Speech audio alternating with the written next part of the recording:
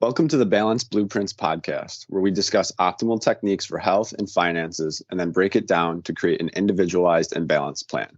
I'm your host, John Proper, here with my co-host, Justin Gaines. In this episode, Justin and I talk about the introduction to fasting. We bounce around a lot of topics, talking about our experiences, some ways to do it, and if you're not new to fasting, we'll go into a lot of deeper information soon. Thanks for listening, and we hope you enjoy. We're jumping into something that you and I have both dabbled in a lot, and I'd say it's actually declining in how popular it was. I don't know, what would you say, like probably 4 or 5 years ago, it was rocketing. Everyone wanted to fast. Yeah, 4 or 5 years ago, I would say it was a fad in the sense, like obviously it saw all the benefits and stuff, but it was a fad in the sense of everybody was doing it because it was the cool thing to do. Yeah. And now it's more fallen into its niche health space of like, this actually serves a purpose and is sustainable. Yeah. I think fasting with that, like you just said, everyone was doing it. There's now better research of like what ones to do, how to do them, how to apply them. Whereas before everyone was just like, just fast and it will cure all your problems. And it is great. But now it's like, okay, we know maybe it's not good for this, better for that. Right. You know, so we'll I think it got its fad and was like cool and exciting because it was like the macho cool thing of let me see how long I can go without eating. And like that's what the focus was on was, oh, I can lose weight and I can just, let's see how long I can go without eating. We did the water fast in college, which I think we did 2 or 3 days, maybe 4 days was our max out then. We've gone longer now, but it's one of those things that, like when it was a fad and the science wasn't there. It's just, it wasn't understood. It was more of a postable, easy content creation thing for people to do. Yeah, definitely clickbait. But that's a good point. Is we'll kind of back up and talk about fasting in terms of it really started as, because I know I say this a lot, like I look back to ancestral wisdom or things that have done in the past, and fasting has been around for obviously ever in terms of whether it was on purpose or I would say most likely it probably wasn't on purpose. We went through seasons of abundance of food. And then we went through seasons, mostly winter, where there wasn't a lot of food. So I would say fasting is almost written into our biology as terms of it's something we've evolved with. That's why I think it's a great thing. People get very angry how like easy it is to pack on weight and how fat humans can be. But it's actually, a beneficial thing because we would need to do that in order to get through periods of low food, no food. And that's how we'd fast. And it's a great process. It's genius design because store body fat, and then we can not eat for a good amount of time and survive. For sure. I think that gets into like, when we talk about seasonal eating and stuff, incorporating the fasting into your seasons plays in, because I definitely put on weight right before and during the holiday season, but I don't really eat any different. There's always, everybody talks about, you're going to put on weight during the holiday season. I don't really eat that much different during the holiday season. I might have more desserts than I normally do because I don't typically eat dessert, but like that's really the only difference. I don't stuff myself on Thanksgiving or Christmas. I don't overeat. I don't do any of those things. So I just don't find it enjoying. But I do feel like I put on weight in that period of time. Yeah. And then as we go out of winter, like now, I do see where like, I start to cut out and shred out a little bit. And I wonder if it has something to do with how I fast and what I'm eating during that time period. Yeah, it could be. I mean, it's like hardwired into, how many animals that right before winter just start, packing it on, like that was the timing because then you get through the winter. I mean, that's how bears hibernate, squirrels get through the winter. We're no different than animals. I mean, we're different, but if you boil us down. Right. But so that's probably we're just looking back where fasting, quote unquote, originated. Also, I think it's been used in a lot of religious purposes that you'll see people fasted. And then nowadays it's kind of re-emerging because, well, we don't really have to fast because we live in a world of constant food supply. And that world of constant food supply brought about a lot of problems, especially since the food was processed, addictive, sugary food. And it helped, I shouldn't say helped, but it caused to pack on a lot of weight.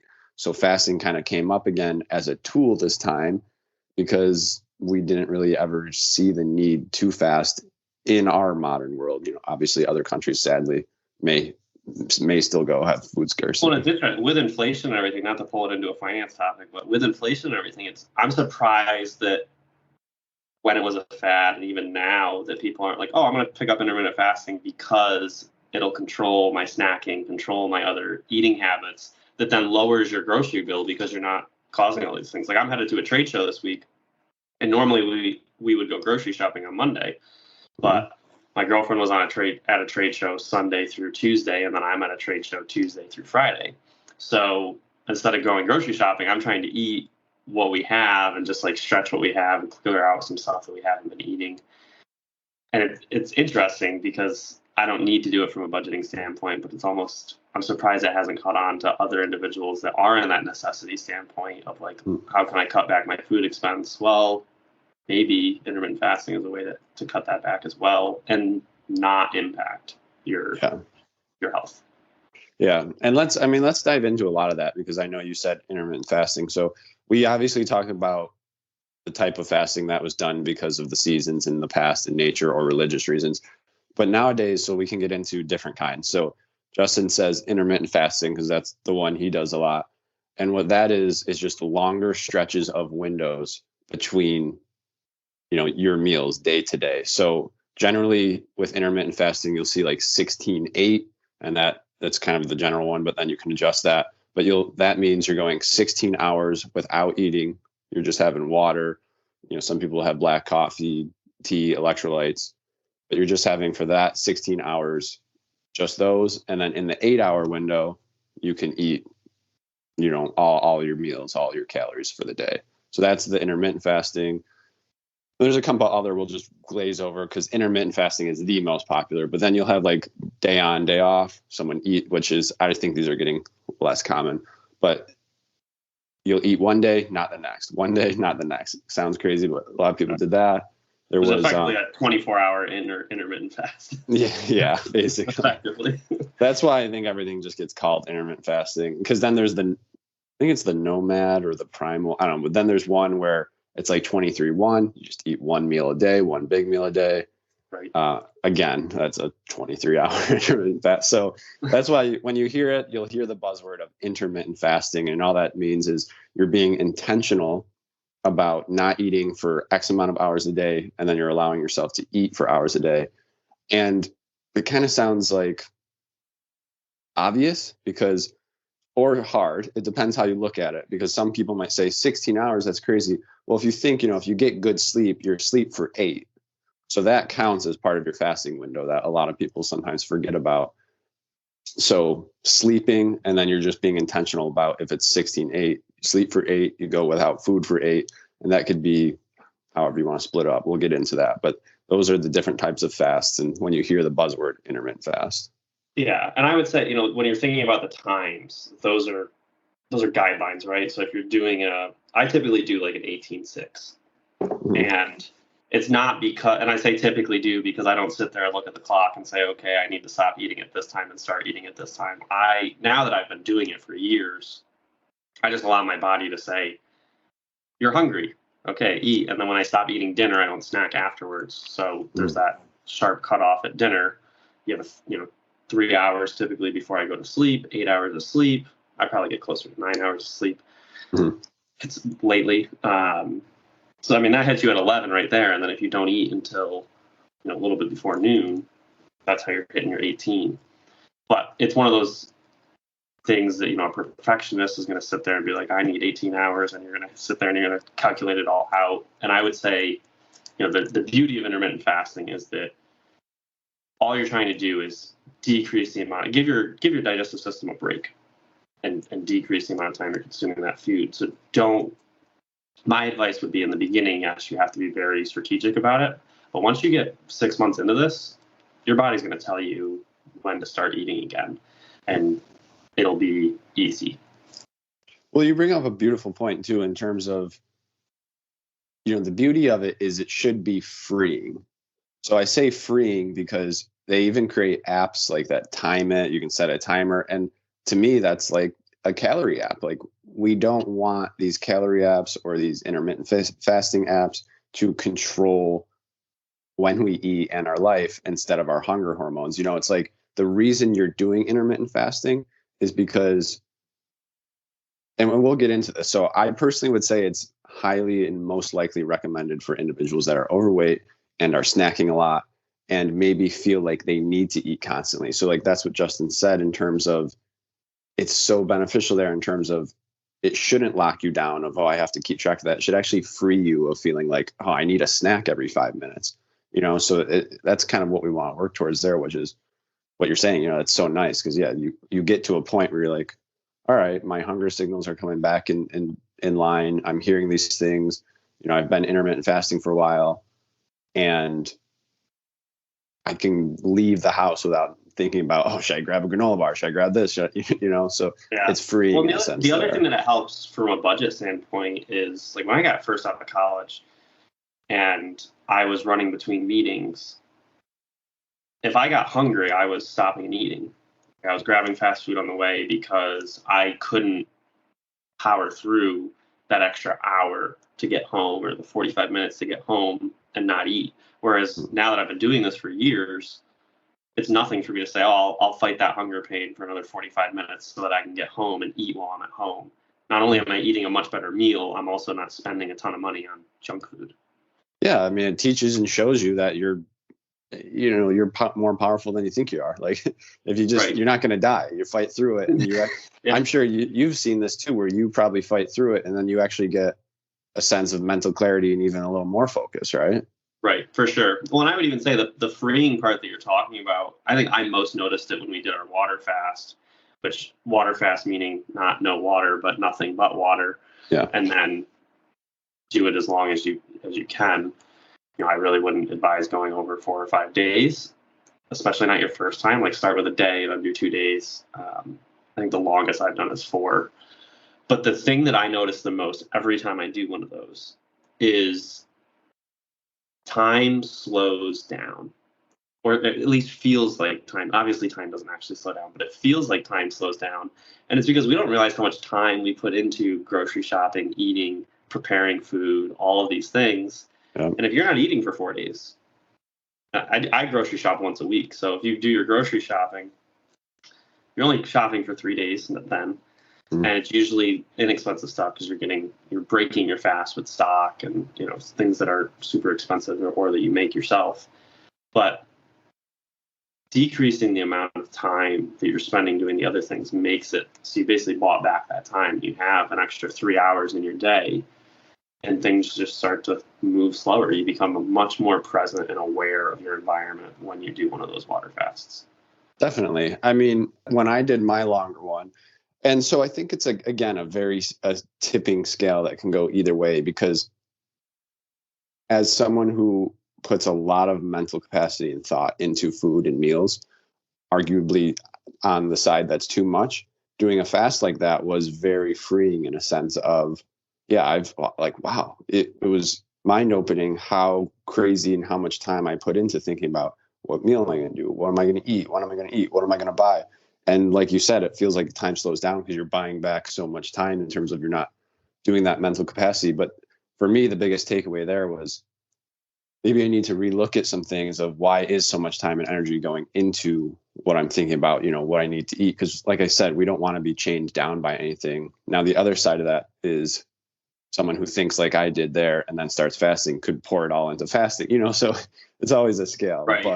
But it's interesting too, because if you couple this with journaling or some sort of psychological activity where you're tracking what you're doing, you'll find out, or at least I found out, where my coping mechanisms were.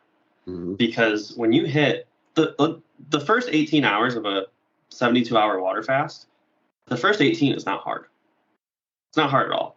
And honestly, if you time it properly and you kind of start with lunch as your last meal, and then you got basically 12 hours, and then you're sleeping for the next 8, your first 24 aren't even that hard because you're hacking your system so that when you normally would eat is when you're going to feel the most hungry because your body's going to release the hormones in your body to say, let's eat. If you start at noon or whatever your normal lunchtime is, or your break fast in the morning, because like for me, noon is my break fast typically. You make it so that you're not fighting it the entire time. It's that 24 to 36 hours that's the worst. Yeah. But you're going to do things in order to distract yourself. And if you pay attention to what you do in that 24 to 36 hour, you start to find what your coping mechanisms are. Yeah. Because you literally think you're dying. Like your cortisol and your stress hormones are through the roof during that time period because you think you're dying. Yeah. Well, a lot of things I want to break down in there. First one being, yeah, it's maybe not so much the act of fasting, which obviously has a ton of benefits that we'll get into, but it's a great eye-opening experience like you're talking about of pay attention to maybe food itself is that coping mechanism. Maybe when you think about like, okay, I'm doing a fast and you have 100 thoughts in an hour of, man, I want to go eat this. I want to go. It's like, okay, maybe I'm a lot more stressed out than I thought. And I would always reach for food, or like you're saying, maybe it's something else. Maybe I watched, what am I distracting myself with? So it's definitely something, I mean, that's a great point. It's definitely something you want to couple with self-awareness activities, because these days with social media, with like ice baths, fast, it's like you said earlier, a big macho thing of I'm just going to go 3-4 days without eating. It's like, well, why? What are we trying to get out of it? And then I think this is why it's in so many religions. Probably. Yeah, definitely. What we're talking about right now is a very spiritual experience. Definitely. And then the other thing you brought up is, yeah, it is a very stressful thing. Like we always talk about, just like working out, it is a stressor. So that's where I kind of want to pull us back into, because we've been talking about a lot about our experiences. We've been talking about longer ones. So I want to give, I guess, more of a general framework, because if someone's listening to this, they don't even know what fasting is. We'll give some better guidelines. Tell you, if you don't know what fasting is, do not start with a 24-hour fast. Right. Start with 3 hours. Start with 6 hours. Right. Start with 2 if you don't go without food for 2. Yeah, exactly. Yeah. Start with something that's very small, very manageable. Yeah. And that's because, like we were saying, just like working out, it is a stressor. And that means, and this is the research I've gone into that we'll probably dive deeper into a new one. That means it may not even be beneficial for someone who's, say, training for an Olympic sport. You know what I mean? Someone who has very high needs in keeping their athletic performance up. Someone who's very skinny. It's like, we need to keep in mind, a lot of people these days on the internet will say, oh, it's for everyone. It's great. It's like, I think we're getting to the point, like we said earlier, it's a tool used for very specific people. So we'll get into how to use it and how to make sure you're not doing it so it's hurting yourself. Because like Justin said, it does cause stress. Right. Yeah. You don't want to do what I did when I first started reading about water fasts, and we started talking about it in college, and I turned to you and I said, I'm going to do a water fast. And you're like, what the heck is that? And just jumped in and did a 3-day water fast. And day 2, I had splitting migraines, like just absolutely horrendous. And tried to power through, ended up breaking that fast at like hour 36 or no, it would have been just over 48. So it would have been like hour 50 or something that I broke it. And just went about it completely the wrong way. And at that point in time, I might have been intermittent fasting, but it was, 18-6. It wasn't, it was not anything crazy, like, 50 hours, but it will be painful and you will hate it if you don't go about it the right way. Yeah. And that's great, because you can now talk from experience and, advise people not to do that. I think you jogged my memory of that. I forgot about it. But that's just who I am. I'm the type of person. Yeah, you jumped in. I'll research and get 50% of the information and then jump in and learn the other 50 through experience. Hey, that's good. And I might be generous there. I might actually only research about a third of it and jump in and learn the other 70 that way. Yeah, I don't even think I've done one at that point. I was like, like I respect it, a little crazy, but to go off of that, to make it practical, there is a lot of preparation and thought that needs to go into it. So like we mentioned earlier, if you're new to fasting and you want to start it, first I would calculate how long you're sleeping. So that is, a fast in itself. And ideally, in my opinion, a safe recommendation that everyone should do if they want to do intermittent fasting is 12-12. Like you should always be able to split it right down the middle of, I'm sleeping for 8 hours and I can go, let's just say 2 hours at the beginning of the day, 2 hours before I fall asleep. Like there's 12 hours. And then the other 12 hours I can eat. So that is usually my recommendation for everyone. It's safe. It's 50-50. It's not hard to do. Right. And I would, just to jump in quick, what I would also say is if you're somebody who has to eat when you wake up, then just stop your dinner earlier. Stop your dinner so you have 4 hours between dinner and sleeping. And then that's going to get you your 12 hours. If you're not doing 2 in the morning, 2 at night, just make it so there's 4 at night. Because that's how I started. I started cutting at night and still eating first thing in the morning. And now I'm not the complete opposite. I still make sure there's a gap in the evening, but the gap in the evening is way smaller than the gap that's in the morning. Mm-hmm. And we're going to get a little nitty gritty here because that's a good point. But technically, the most beneficial fasts are the ones where you're stopping, let's say 4 p.m. Like you're stopping mid-afternoon and you're eating within an hour of waking. These are the ones where it's generally, I think those are more of the ones that they've seen through either religious texts or just through longer lived. I can't say that because a lot of people in those countries do eat late. It could be religious texts because a lot of those religious texts are you're either doing it for a full day or it's you do it with the sun. So a lot of the religious texts are with the sun, where once the sun goes down, you stop eating, and once it comes back up, you can start eating again. And another great point that I forgot is is that's part of the seasonal eating in terms of my fasting window. God, there's just so much, and I know we're jumping around a lot, but it's actually it's a deep topic. There's a lot of things to talk about, but that is my fasting window. Is if the sun is up and rising, I eat. If the sun has set, I quote unquote try not to eat. Now for exercise and fitness goals, I do try and get more meals in, meaning when it gets dark at 4:35 p.m., it's very hard to stop because I may not be eating enough. But that is an ideal situation. So when the seasons get longer, it means we can eat more, eat longer. Same thing with when there's more produce available. And when the seasons get shorter, it's a fasting period. It's winter. But yes, great point. But to bring us back is that's generally what they've seen. So I know it's a huge thing, a huge rage of go till noon, go till 1, go till 2. And that's because that's kind of our culture in terms of you're really getting left out of, if people go out to eat, if you have a nice dinner with your family, it's hard to skip that one. So again, nitty gritty, the ideal one is eating first thing in the morning and it's definitely contradicts what we've been taught because it seems like someone wakes up and they need to eat. But really what that is, and we'll jump into this, I think, because you'll even like that, but we got to go deeper into it, is it plays into your hormones and your leptin that we've talked about and your signaling of if you eat within the first hour of waking, and we need to make sure this meal is good. It's not high sugar, it's high fat and protein. That kind of helps reset the body, especially if you're doing it when the sun's up. You eat within an hour, it's a quality meal, and then you're fasting later in the day. Because eating too close to bedtime also disrupts sleep. So that's why, the longer you kind of have that window of, generally they're going to say don't eat 3 hours before bed. So it won't mess with your sleep. Which makes sense. I mean, when you wake up, your body's starting to burn more calories than it was for the last 6 hours. But when you go to sleep, it's the opposite. Your body was burning more calories for the last 6 hours than it's going to in the next 6. Yeah. And when you go to sleep, every system slows down. So if you're still digesting food, it's not going to be as efficient. Right. But all right. But guilty as charged. I don't do it that way.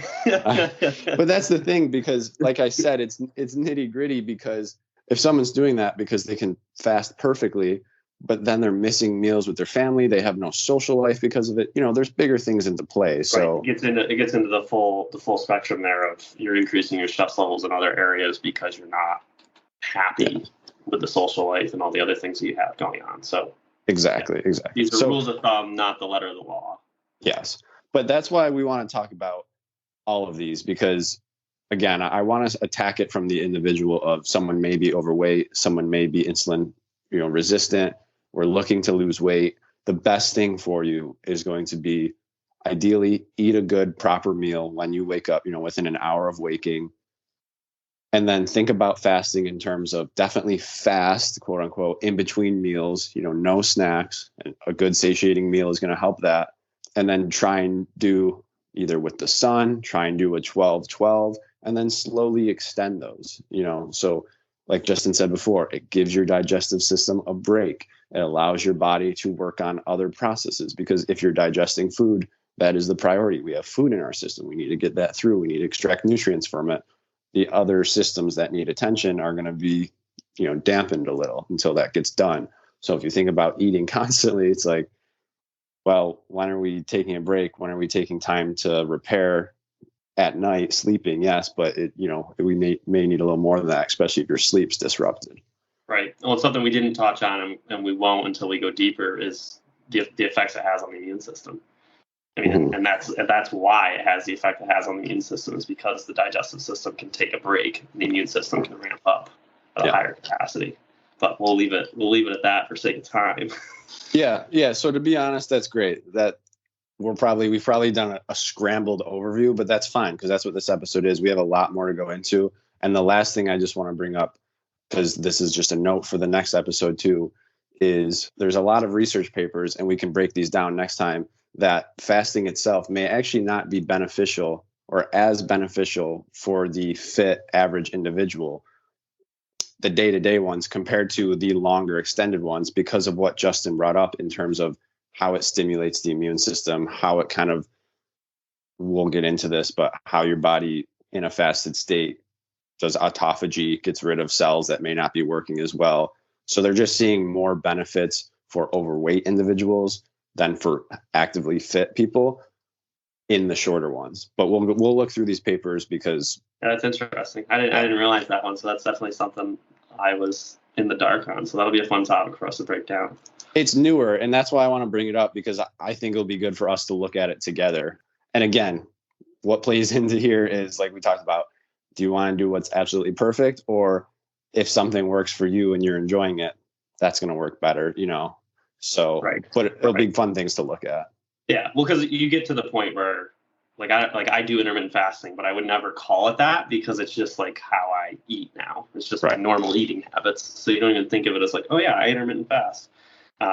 There's periods of time where I'm definitely in ketosis, but it's not because I'm trying to do the keto diet. It's because that's just how I end up eating. It's like, right. We don't need to label ourselves. Yeah, for sure.